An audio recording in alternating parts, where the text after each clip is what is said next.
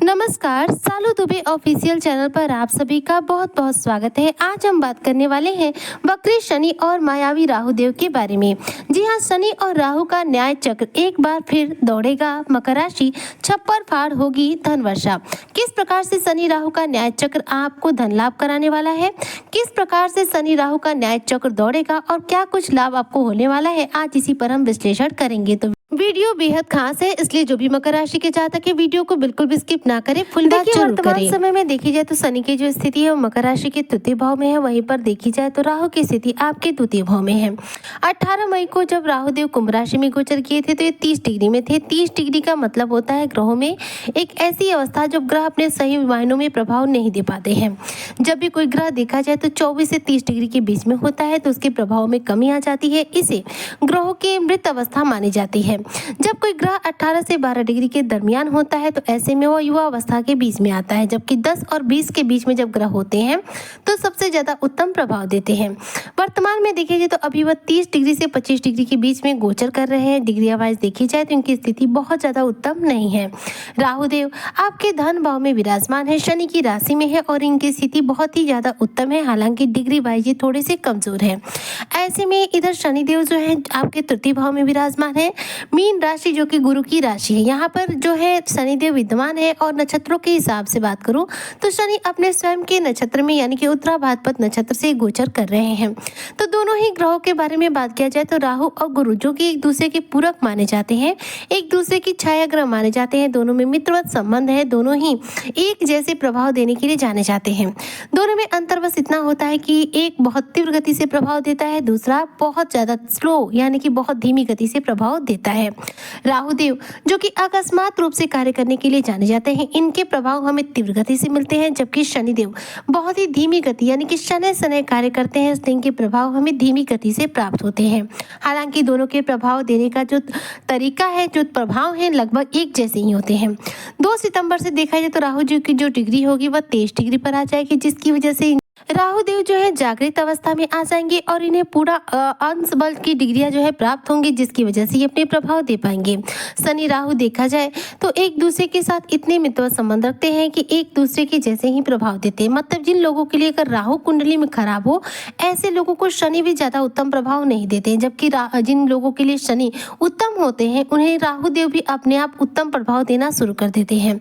देखा जाए तो 2 सितंबर से गुरु जो है दुष्ट हो जाएंगे राहु से और शनि जो है थर्ड हाउस में रहेंगे, तो इन दोनों ही के देखा जाए तो ग्रहों के बीच में जो स्थिति बनेगी वह आपके लिए एक इस प्रकार से बनेगी कि आपकी धन की स्थिति में जो बढ़ोतरी है वह इस दौरान हो जाएगी। दृष्टियों के हिसाब से बात करूं तो राहु की दृष्टि छठे भाव पर है, जबकि गुरु जो है यहाँ पर बैठे हुए हैं आपके इस समय छठे भाव में। गुरु छठे भाव में है और राहु की दृष्टि आपके छठे भाव पर जा रही है। अब देखिए यहाँ पर क्या हो रहा है, राहु गुरु का दृष्टि संबंध स्थापित हो रहा है। गुरु जो कि अपनी नवम दृष्टि से राहु को देख रहे हैं और राहु देव सीधी दृष्टि से देखा जाए तो गुरु को यानी कि छठे भाव को देख रहे हैं। तो दोनों ही ग्रहों के बीच में जो दृष्टि संबंध स्थापित हो रहा है यह आपके कुछ कार्यों में सफलता दिलाएगा। अब देखिए राहु की दृष्टि गुरु पर पड़ेगी तो गुरु का तो राहु कुछ बिगाड़ नहीं सकते, क्योंकि राहु क्या है, एक राक्षस है, जबकि गुरु क्या है, एक देवताओं के गुरु है जो कि सबसे ज्यादा शुभ ग्रह माने जाते हैं। लेकिन गुरु की जब दृष्टि राहु पर जाएगी तो राहु पर बहुत ज्यादा प्रभाव पड़ेगा। अब गुरु की जो दृष्टि है राहु पर यहाँ पर पड़ रही है, जिसकी वजह से राहु के निगेटिव प्रभाव पूर्ण रूप से कंट्रोल हो रहे हैं, क्योंकि देवगुरु बृहस्पति इस समय अपने स्वयं के नक्षत्र पुनर्वसु नक्षत्र से गोचर कर रहे हैं, जिसकी वजह से इनके प्रभाव सबसे ज्यादा बढ़े हुए हैं। गुरु की दृष्टि अमृत के समान मानी जाती है। गुरु की जो दृष्टियां हैं वो अपना पूर्ण रूप से प्रभाव देती हैं, जबकि राहु की जो दृष्टि है प्रभाव तो देती है, कई बार अगर गुरु की दृष्टि उन पर पड़ जाए तो प्रभाव में कमी भी आ जाती है। गुरु का प्रभाव राहु के ऊपर है जो कि आपके धन भाव में है, सेकेंड भाव में विराजमान है। गुरु की दृष्टि जैसे ही सेकेंड भाव पर आपके जाती है तो ऐसे में राहु उनसे पूर्ण रूप से यहाँ पर पीड़ित हो जाते हैं, जिसकी वजह से राहु के जो नेगेटिव प्रभाव है नष्ट हो जाते हैं। जबकि 24 डिग्री के बल पर ये आ जाएंगे 2 सितंबर से, तो इनके जो प्रभाव है थोड़े से बढ़ जाएंगे। शनिदेव इनकी देखी जाए तो स्थिति बहुत उत्तम है। तृतीय भाव के शनि सबसे अधिक उत्तम माने जाते हैं और शनि क्या है, इस समय वक्री अवस्था में है। वक्री अवस्था में ग्रहों के जो प्रभाव है सबसे ज्यादा सर्वोत्तम माने जाते हैं, क्योंकि इनका चेष्टा पावर जो है बढ़ चुका रहता है। तो शनि की जो स्थिति है बलवान है और गुरु और जो राहु के दृष्टि संबंध बन रहे हैं, यह भी आपके कार्यों में सफलता दिलाने का कार्य कर रहे हैं। ऐसे अब देखिए राहु का छठे भाव को देखना शत्रुहंता योग बनाएगा, जिसकी वजह से जो भी मकर राशि के जातक हैं इनके विदेश से जुड़े हुए कार्यों में इन्हें सफलता मिलेगी। विदेश जाने का आपको शुभ अवसर प्राप्त हो सकता है, क्योंकि 12वां भाव के मालिक बनते हैं राहु देव, और विदेशी कार्य काज के जो आपको सफलता चाहिए वह आपको यहाँ पर राहु के एक्टिव होने के बाद यानी कि 2 सितंबर के बाद से मिलेगी।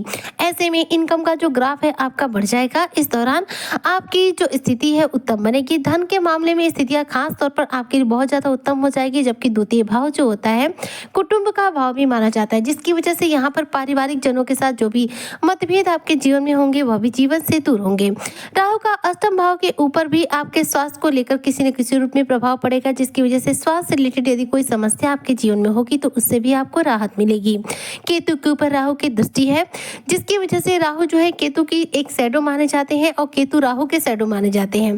तो अष्टम भाव पर जब राहु की दृष्टि जाएगी तो ऐसे में देखा जाए तो भाई बहन दोस्त मित्र के साथ इस दौरान आपको किसी भी बात को शेयर करना बिल्कुल भी सही नहीं रहेगा, क्योंकि राहु जो है भ्रम की स्थितियों का निर्माण करने के लिए जाने जाते हैं। अब राहु जो है भ्रमित करने वाले ग्रह हैं और वो अष्टम भाव पर दृष्टि डालेंगे। तो इस दौरान यदि आप अपने घर की गोपनीय बात, किसी बात को, किसी भी तरह की योजना को किसी को बताते हैं तो वह व्यक्ति जरूर रूप से आपके कार्यों को बिगाड़ने की कोशिश करेगा। अष्टम भाव जो होता है गोपनीयता का भाव माना जाता है। ऐसे में राहु की दृष्टि यहाँ पर पड़ रही है, जिसलिए आप सभी मकर राशि के जातकों को अपने किसी भी योजनाबद्ध तरीके से किसी कार्य को यदि करना हो, किसी नए कार्य की शुरुआत करनी हो तो उस कार्य के बारे में विशिष्ट लोगों को ना बतलाएं, अपने घर परिवार के विश्वास पात्र लोगों को ही बताएं, वरना आपके कार्य में रुकावटें पैदा हो सकते हैं, क्योंकि अष्टम भाव जो होता है रुकावट का भाव भी माना जाता है। अब राहु देखिए 2 सितंबर से तो जागृत अवस्था में आएंगे और शनि आपके तृतीय भाव में है, शत्रुहंता योग बन रहा है, जिसकी वजह से शनि और राहु के द्वारा आपके जीवन में ये कुछ बड़े परिवर्तन होंगे। जैसे कि शनि की स्थिति उत्तम है आपके लिए, क्योंकि 7.5 ही समाप्त है, और राहु क्या है शनि की छाया ग्रह है। तो शनि जब उत्तम फल दे रहे हैं तो जाहिर सी बात है राहु भी यहाँ पर आपको उत्तम फल ही प्राप्त कराएंगे, जिसकी वजह से इस दौरान विदेश से जुड़े कार्यों में आपको सफलता मिलेगी। धन के आगमन के रास्ते आपके जीवन में तैयार होंगे। करियर क्षेत्र में आ रही रुकावटें बाधाएं जीवन से दूर होंगी। यदि आप बेरोजगार हैं, नौकरी की तलाश है तो कोई न कोई नौकरी आपको निश्चित तौर पर प्राप्त होगी। वहीं पर शनि की दृष्टि लग्नेश का 9th हाउस पर दृष्टि डालना आपको भाग्यशाली बनाने का कार्य करे, यानी कि आपके भाग्य का आपको प्रबल साथ मिलेगा, जिसकी वजह से आपका भाग्योदय होगा और आपके जीवन में जो स्थिति होगी वह 0 से हीरो बनने तक की होगी। यानी कि कहीं ना कहीं देखा जाए तो नवम दृष्टि राहु के 10th हाउस पर होने की वजह से आपके करियर में प्रोग्रेस होना है, जबकि शनि के 3rd हाउस में विराजमान होकर गुरु 6ठे भाव में विराजमान होकर आपके 12वें भाव को देखेंगे। तो इन दोनों के द्वारा विपरीत राजयोग का निर्माण होगा। विपरीत राजयोग जो होता है विदेश से जुड़े कार्यों में सफलता दिलाता है, साथ ही कर्जों से हमें राहत दिलाने का कार्य करता है।